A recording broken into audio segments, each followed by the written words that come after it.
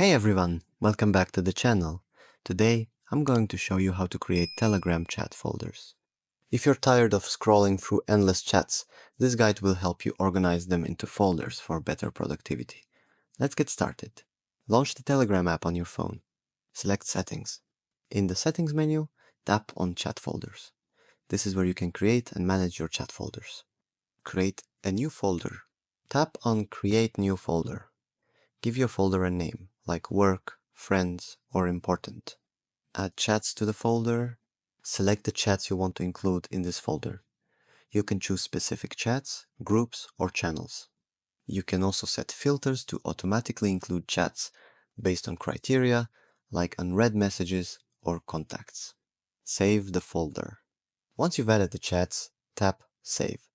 Your new folder will now appear at the top of your chat list. And that's it! By following these steps, you've successfully created the Telegram chat folder. Now, you can organize your chats and find them easily. If this video helped you out, don't forget to give it a thumbs up and subscribe for more tech tips and tutorials. Got any other Telegram tips you'd like to learn? Let me know in the comments below. Thanks for watching, and I'll see you in the next video.